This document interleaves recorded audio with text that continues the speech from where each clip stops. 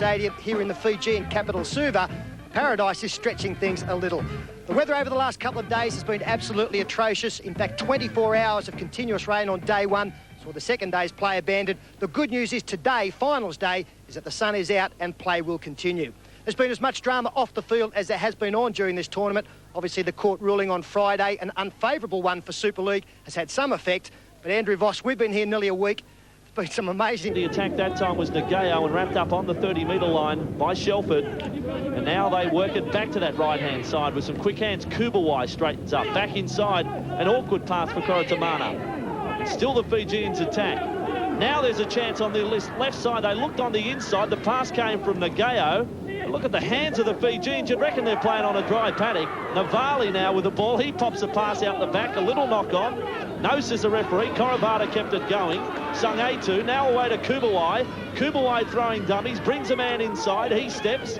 He dances. This passage of play has been going for 60 seconds. Nandruku kept it alive that time. Mariawa. Well, everyone's handled 3 times. Mariawa back with the ball. A dummy got past one. Now links up with Korobata. Inside the ball for Radadina. Radadina with a man on the outside. This is Navali for the corner. Oh, Navali has scored a try. Well, we hope to see some of that kind of football in our semi-final package. 16 teams started off in this tournament. We've whittled that down to 4 semi-finalists in the main cup competition. Our first semi-final is an absolute beauty. The 2 form teams of the comp, Australia take on New Zealand. Many people thought this could have been the final. Our pictures are coming to you from TV3. This should be a great way to start our semi-final run. We now go to the kick-off of the Aussies up against the Kiwis. Yes, indeed, and some problems for the Aussies. Their squad of 15 down to 13. Robbie Beckett missing from the number 1 shirt, and the number 9, Michael Hancock, also out with injury. And their opponents, this New Zealand squad, I reckon they're just about level in the betting with Australia now for the title. Only one will proceed, of course, from here. Likewise, they have some injury problems. No number 2 there. Richard Barnett hurt earlier in the tournament. It's most definitely the match of the tournament. New Zealand get us underway with Gavin Hill, and a good take over the top. Ricky Stewart made that look easy. Just put the hands up and gathered the ball in. You look at the records of these 2 sides getting to this point. Australia with victories over Western Samoa, the United States and Scotland. Amazingly, they conceded 16 points against the Americans.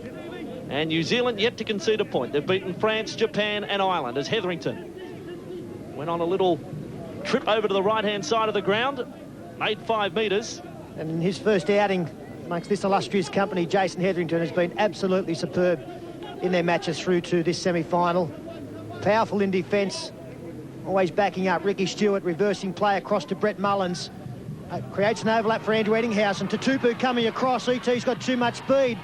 The kick in field, Kerwin chasing, and look at Mullins. Mullins flying through, actually overtook Eddinghausen on the run to the line. Tackle count has restarted. Daly takes the first tackle, 10 metres out from the Kiwis line. Exciting play from the Aussies. Renoff went through his legs at dummy half. Lazarus lumbers up to the 10-metre line. Only 2nd of 6 tackles now for the Australians. Ricky Stewart, dummy to one, held the pass up and created a passage for that man, Jason Hetherington, to score. It was like, do you want a 4-pointer, Jason? Well, here, have one. He put it on the platter for Jason Hetherington, and great to see the Canterbury hooker get across for the first try in this semi-final. This is the previous play. Glenn Lazarus lumbering forward after some great work from Andrew Eddinghausen and Brett Mullins. A little hint of a shepherd here. I think the New Zealand players were put off by the dummy run, but the defenders were far enough back for the referee to call play on.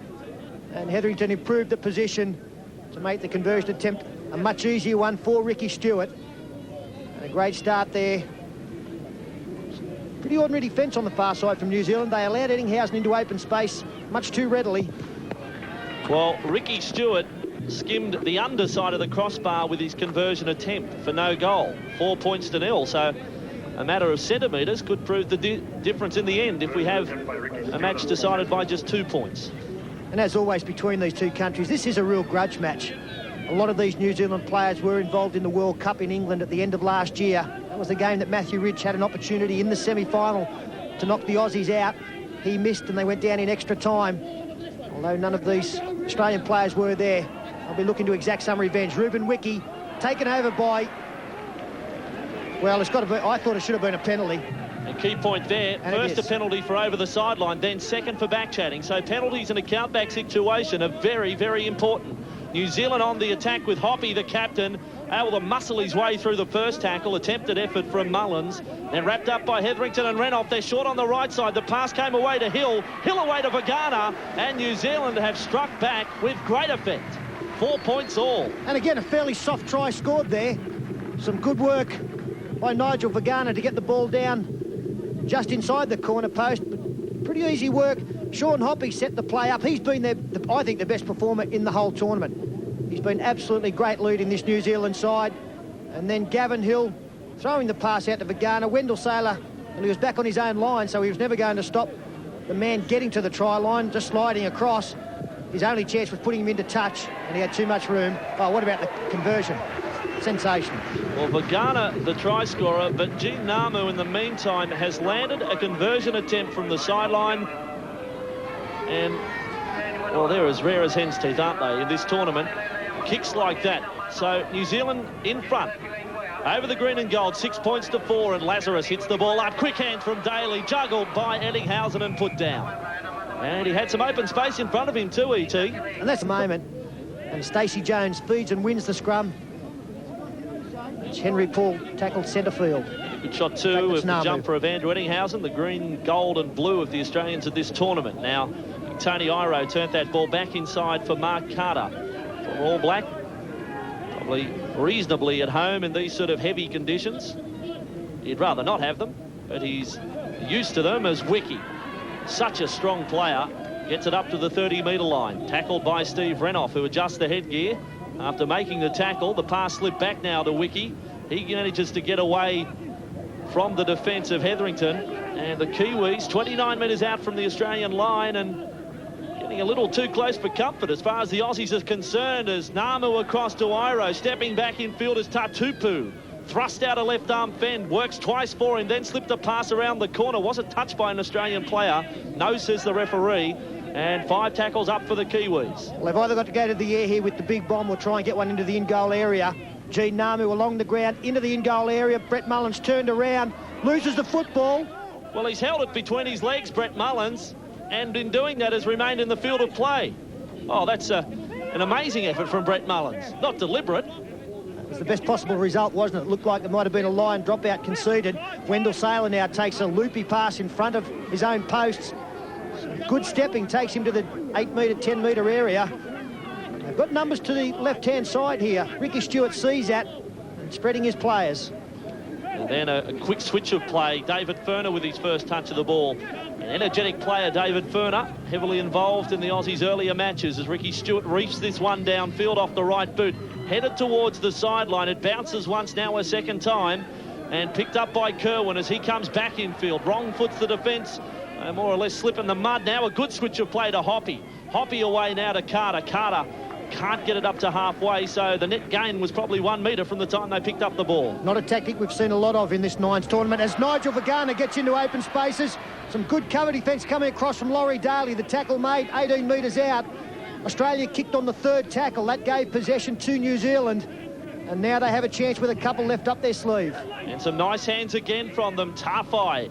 Back it came for Iro. Floated a pass then. Only a short one to Carter. Now Jones. The overlap doesn't quite present itself. Daly had come out of the line and lost his footing, so it was danger sign. But now, if New Zealand could put something on before half-time, it'd be a real... Oh, there's the mistake that Australia were looking for. Paul Green not able to clean up. Might not have time for this scrum to be set. Being pushed off the mark. They pack the scrums down 20 metres in from the sideline. Now they attack. Green holds the pass up. Half-time siren has sounded. The ball batted back for Stewart, who just punts the ball high. Well, I reckon Wendell Saylor was a couple of metres offside. He toes the ball through Saylor. Play on, says referee. Saylor with a second boot. It goes over the sideline. Well, you play to the referee's whistle, and the whistle now has gone for half-time. So, a tight one, this one. Hetherington a try for the Aussies, Vagana for New Zealand, but a Namu goal the difference as we look at that play from Wendell Saylor. And half-time here, New Zealand lead Australia, semi-final of the Cup. 6-4 the scoreline then. The Kiwis with first use of the ball for their second half. And it's Latham Tafai. 2 players, you talk about Jason Hetherington, his first time in illustrious company. Well, for the Kiwis, same can be said for Latham Tafai and Nigel Vagana. I have to say, both handling themselves just as well as Jason Hetherington. Certainly don't look out of place in this Kiwi outfit. Nines football. Tony Tupu. Tackle 12 metres inside the Kiwis half. Crossfield they come with Namu. Floated that ball out. Wider for Kearney. Wrapping around was Namu. Then passes. Some surety about their play. Henry Paul made sure he had hold of the ball, then puts the foot down, tries to wrong foot Mullins. He's done that, then gets away from another. Now Mullins, is he equal to the task? Oh. What a tackle. Has saved a try and has kept the Aussies in the tournament. Magnificent work there from Henry Paul until the last possible second.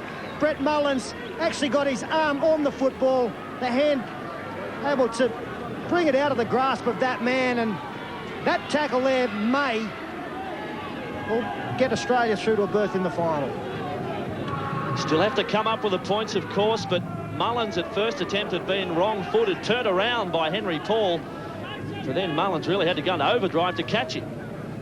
There's Australia working away from that 20 and keeping the ball alive through traffic, though, in the centre of the field. Green keeps it going now, and stepping is Eddinghausen. He hasn't found himself in centre field too much in the tournament. And looking at the playing surface, he's probably pretty happy with that. As Kevin Walters spied that pass out to Stewart. Renouf comes back in field and slips, and then is wrapped up by the defence. It's tough for the speed men, trying to find some sort of firm footing. It was Mullins down the blind side. He's one of those speed players around one, has to throw it back in field. It floated forward, and the referee says play on. Well, it didn't float forward, it went forward. I actually thought it might have hit a New Zealand player coming back in. So the last tackle now has been called. David Ferner knows it's the last, so he keeps it alive to Paul Green. The kick through. Stephen Kearney is the sole Kiwi back there, but the kick will go too far. So an easy 20 metres picked up there by the Kiwis, and that's through great defence. Kiwis to work with as they get to the drier part of the ground now. Iro, they get inside the 20 with Paul. Steps again, and Mullins, after stumbling, came up with a tackle. Desperate stuff by the Aussies. Iro, Jones, now away to Namu. Stepped off the right foot that time. Back for Carter. Carter keeps it alive for Iro. Dummy to kick. An intercept doesn't come off for Daly. Creates the opening for the Kiwis. And Kerwin strolls over in the corner. New Zealand try. They lead by 10 points to 4. And a great try there from New Zealand. Tournament. Closing in on Wendell Saylor, who leads with 5 for the tournament. Namu's making great contact with the ball. And it was swinging back against the breeze, but just wide. Ruben Wiki has been a real enforcer at this tournament. Daly swings it back inside for Hetherington. There's only one man there to take the pass. And Australia running out, well, they just don't seem to be able to find the options at the moment. There's a mix-up at dummy half as Mullins. He gets around the outside of Kerwin, tries to improve the position and scores. Brett Mullins. Well, there was a mix-up at dummy half. They were dummy half. So the right they go with Carter. He stumbles. Now let's have a look at what kick they do come up with. Stacey Jones is at dummy half. Blindside, it goes to Tarfai. That's a very poor kick, not what was needed. Wendell Saylor loses the ball. It was reefed out by the Kiwi defender, so another penalty, and that could be a key penalty. So penalties now level at 3-all, but the important point now is that it's 2 points the difference. Wendell Saylor. Australia have to score to win the match. Andrew Eddinghausen. Let's see the pace. He runs wide of Wiki, wrapped up by Kerwin. Where was the support? There was none coming. Saylor goes to dummy half. A minute remaining now. Was running up to the line as Walters. He jinks. The support players letting the Aussies down a little right now. Saylor there and wrapped up in the tackle. Yeah, great tackle there from Ruben Wiki, and he was able to slow the ball down. That allowed the Kiwi defence to get set. Paul Green throws the dummy, loses the football. That should be it. So no time left according to the timekeepers here at the National Stadium in Suva, and the Kiwis just have to play out this set of 6 surely. Stephen Kearney 10 metres inside the Kiwi half. It's all slowing down right now. They go to the right side of the field, and that time Hoppy, the captain, was tackled. Tarfai now with Jones.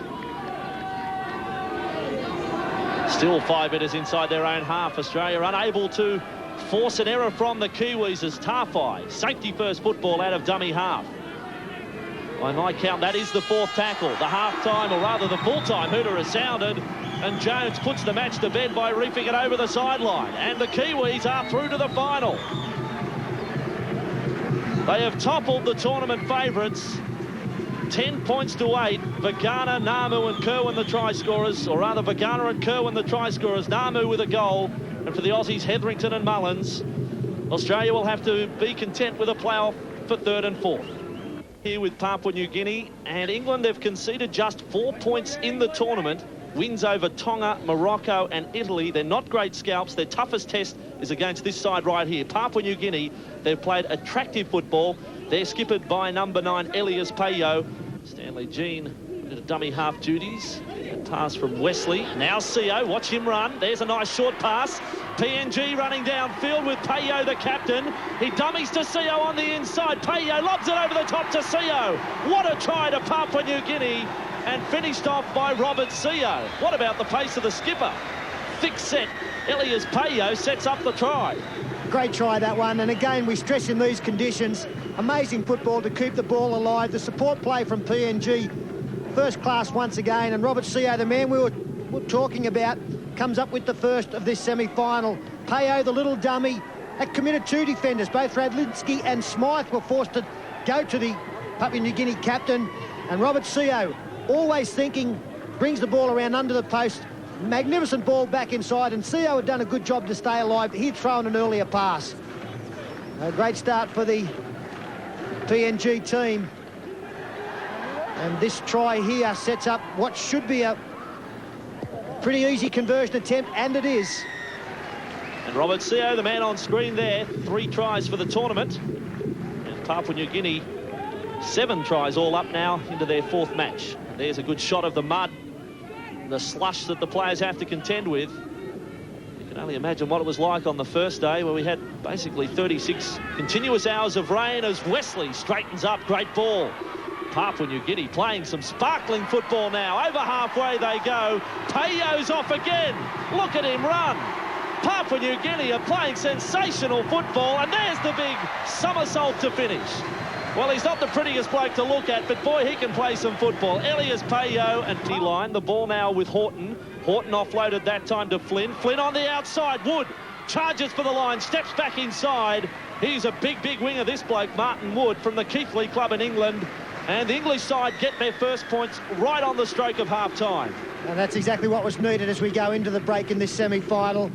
10 points to 0. Probably would have been too big a gap for them to close up in the second half. But right on the stroke of half-time, some good work on the left-hand side. Good ball from Flynn. He attracted 2 defenders. Wood, the left foot step. Robert Teller unable to come up with the tackle. And you can see that he hasn't been out on the field too long. Goes round under the posts, and the conversion attempt is a successful one. We'll take a break now from the National Stadium in Fiji and be back with all the second half action of our second semi-final. Papua New Guinea up against England. Second half then in this Cup semi-final.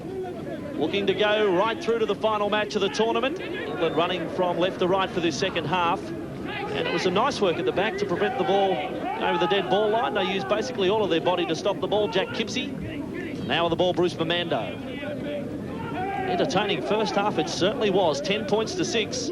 Papua New Guinea leading the English side. And Elias Payo, the man who just passed, had a big part in that first half as Stanley Jean ran onto the football. There you can see the possession. England with a greater share in that first 9 minutes, as now Papua New Guinea goes straight up. A crooked old line through. John O'Cool. Downfield he goes. Plenty of pace through the mud. And the first time in this match that there was no support. He took everybody by surprise. They've got a good line to the right-hand side here. Payo, the ball back inside. Came back to where the defence was. David Wesley tackled 20 metres out. Last tackle now. Stanley Jean it is from dummy half. Payo has the chance to kick. He puts a right footer straight into the arms of Martin Wood, the English try scorer. And he's able to step his way upfield another 5 or 6 metres. I think Elias Payo had about 6 or 7 different things going through his mind when he kicked that. In the end, an awful kick straight into the hands of Martin Wood. Second tackle now for the Englishmen. They work the ball up towards the 40-metre line and over. That's a pretty good charge, although it was one out. That was the break made by O'Cool. And a good cover defending tackle there. It's like Tony Smith was the man. The next score in this match, so crucial. As Farrell threw a pass which was put down. Tony Smith, I think, was the player it was. So Papua New Guinea will have with the Kumals up by 4 points. Radlinski back to the left, trying to catch the Papua New Guinea defence short. Farrell, big man, stands wide, able to offload round the corner. England straight for the line, a dummy and a try, and able to improve the position as well. I think it's Adrian Flynn scoring for England, and we're all locked up at 10 points all.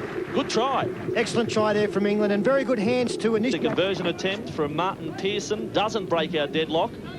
So 10 all the score. That was a tackle on the biggest man, Dave Wesley, and this is brewing. Straight up the centre, inside the 20 for Papua New Guinea. Last tackle now for PNG. 18 metres out from the English line, and 10 all the score on a couple of minutes remaining. Well, a field goal attempt is successful. There it is, a little left footer. Well, Papua New Guinea, field goals allowed under international rules in Nines football, and it's 11 points to 10. And I tell you what, to kick a field goal on this playing surface is a damn good effort. It is the most unexpected event that could happen here. We've seen over the last couple of days some awful attempts at field goals or conversion attempts. That has taken everybody by surprise, but what it has done is given England one last bite at the cherry. Rob Smythe heading across, looking for some support, gets outside the clutches of David Wesley, back to his feet.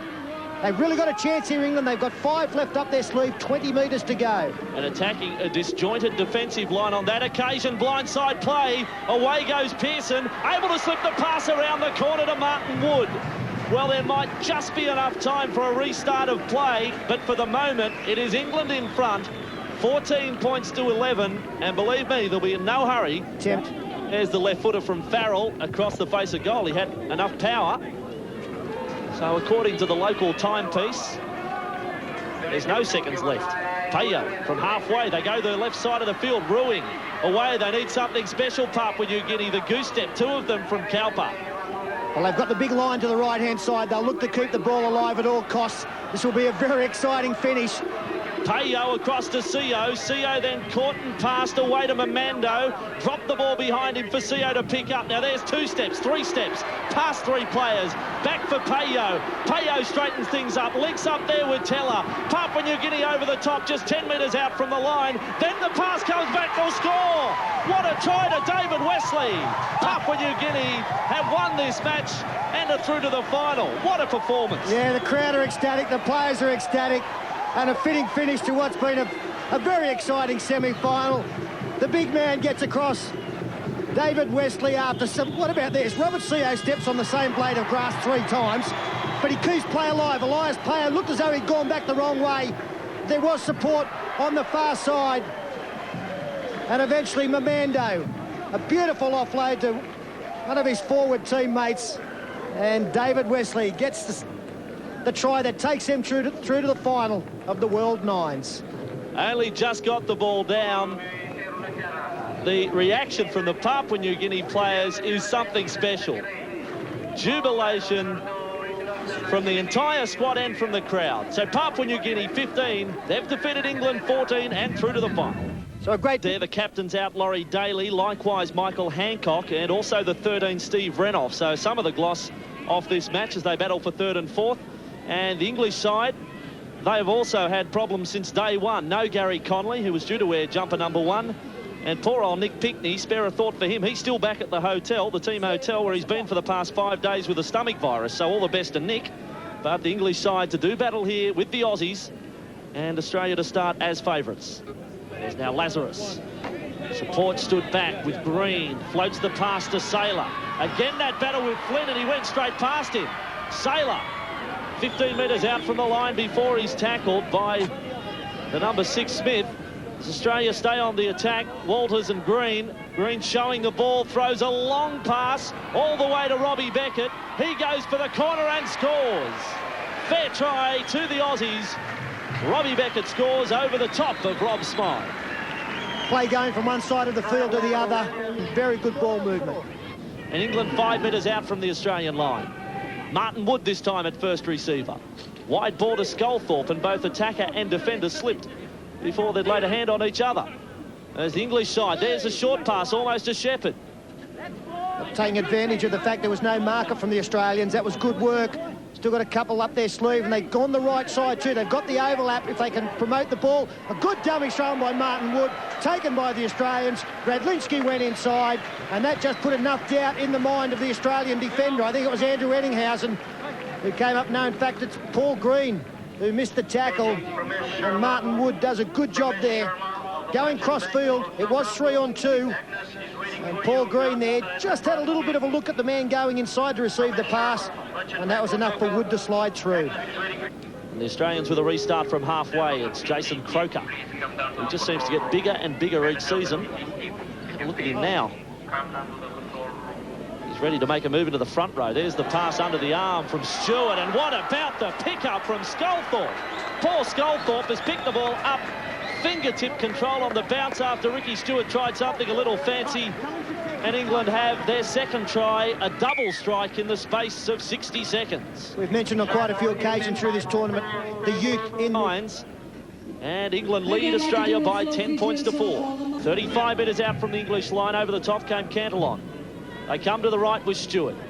He dummies first time. Now that's come off Radlinski's hand. No restarting of the tackle count though. Ferner. Now for Hetherington. Gee, he's had some possession. Jason Hetherington, he's all over the field. He backs up every single break as now Mullins throws the pass wide to Beckett. Beckett for the corner. Looking for support. He'll take the tackle. No, he loses the ball and England come up with it. And the referee's going to rule a knock on both ways. Now forward again for Cantillon. Cantillon almost down. Showed some pace. Threw a pass forward about 4 metres. And referee calls it back on that 40-metre line. They've had plenty of possession, the Australians, in the last couple of minutes. And the important thing for the Englishmen is if the Australians do cross for the 4-pointer, they must force them to score out wide. That's where they're heading now. Brett Mullins puts the foot down, throws the ball back inside. Good cover defence. Eddinghausen had 3 defenders there, Sterlo. All 3 of them across to almost carry him over the sideline, but it's still on for the Australians, and they get a chance to bring it closer to the posts. The pass from dummy half could have been better. So too the pass of Brett Mullins. Now Croker across field. Infield came Hetherington. Well, he is just doing everything, this bloke. Jason Hetherington, he's filling all roles on the field. Last tackle. Still on the attack with Kevin Walters. A step off the left. He lost it. When he dropped it, he looked to kick. So we'll have a changeover. The referee wasn't falling for it. It was quick thinking from Walters. He had dropped the ball, but before it hit the deck, he tried to get boot to it. How quickly the time clock here, or the card system they use, goes from 4 to 2. Wendell Saylor, the tournament's leading try scorer.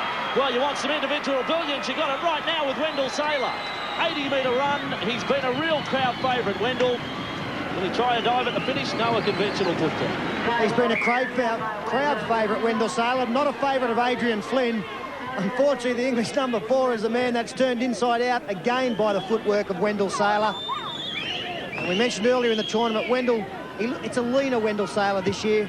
He's carrying more weight through last season. May have taken a yard off him, but he really looks to be in peak condition, and he's played accordingly. And the conversion attempt, courtesy of putting the ball down under the post, is a good one.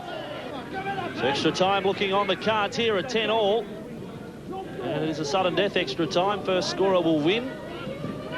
Again, I wonder if Andy Farrell can get close enough, whether he might have that drop goal attempt as Radlinski straightens up, throws the pass out wide. That's Horton straightening play to some extent. Time just about gone in this playoff for 3rd and 4th. Now quick hands from Pearson and Ford. That was a nice change of direction. There's the angle.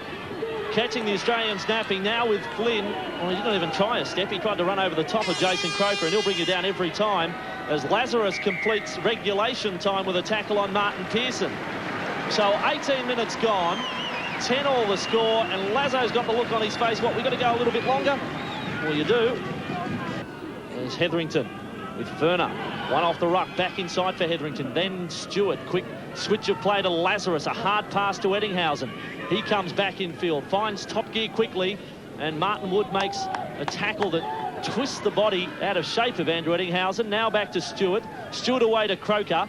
Left posted out on that left wing is Robbie Beckett. Not getting a look in. He'll go to dummy half, though. And that's excellent defence. 5th tackle now, the ball back to Stewart.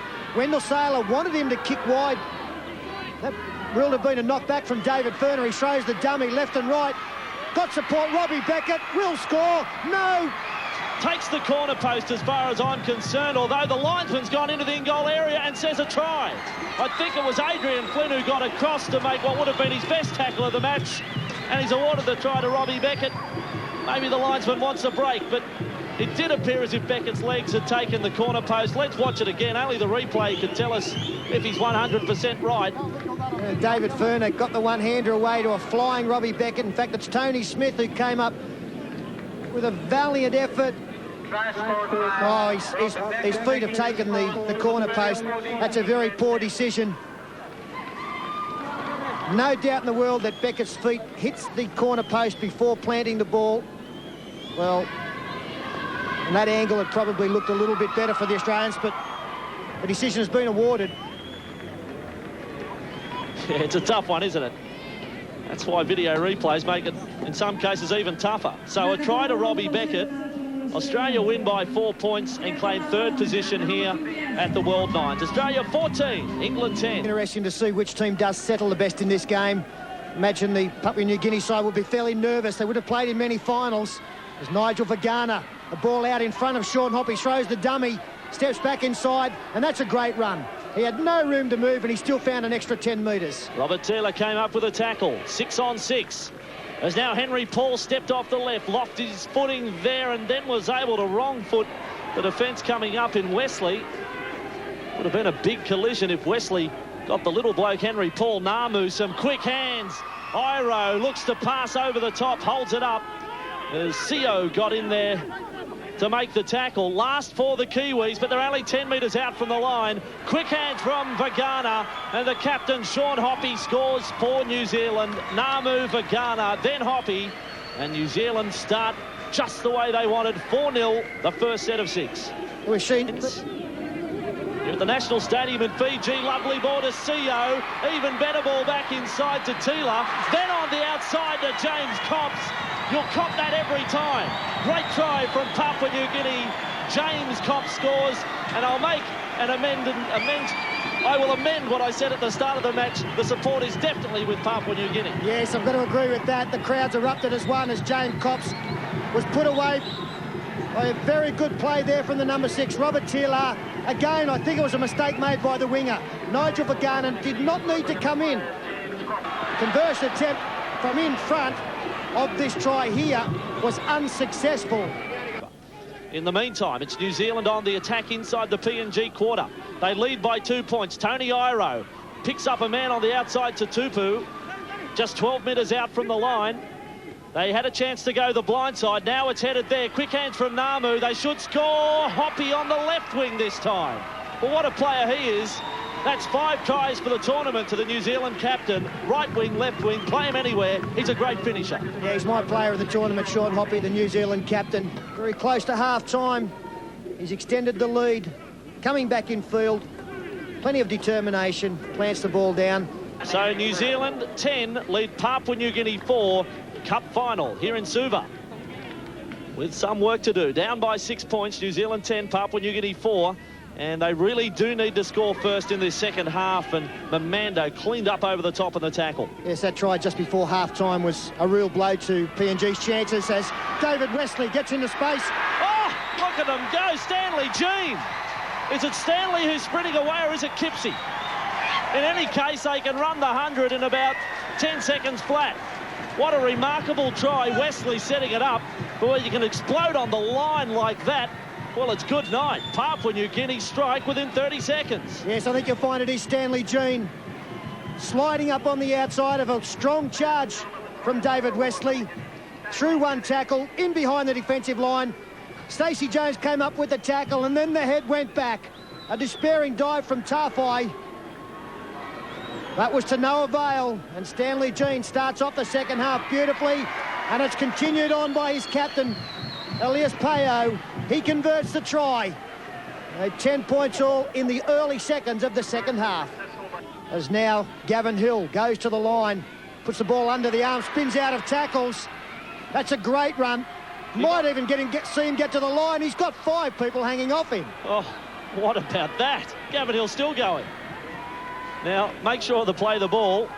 An amazing run. Well, they just have to score here, don't they? Wiki, quick hands. Paul, then away. They do the right thing. Barnett scores in the corner. Well, if the only bright news for Papua New Guinea is they're forced to try wide, but New Zealand had to score, and they did. 14-10 the score. A little over 2 minutes remaining as Carter stands in the tackle.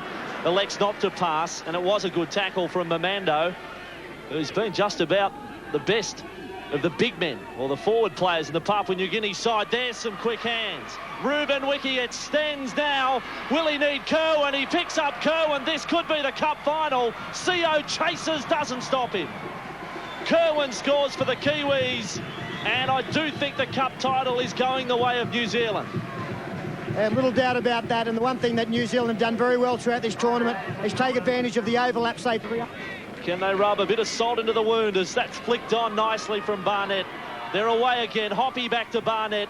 Through a line ball past Anamu. The referee says play on, and they put the icing on the cake. Gene Namu scores for the Kiwis. If it wasn't over before, it certainly is now. Well, we saw Sean Hoppy in the first half bob up on the other side of the field to where he scored his first try. Have a look at this work from Richard Barnett. Beautiful stuff onto his captain. Stays alive on the inside. This is a pass that is a little bit suspect, but I think it's okay. Gene Namu taking advantage of that.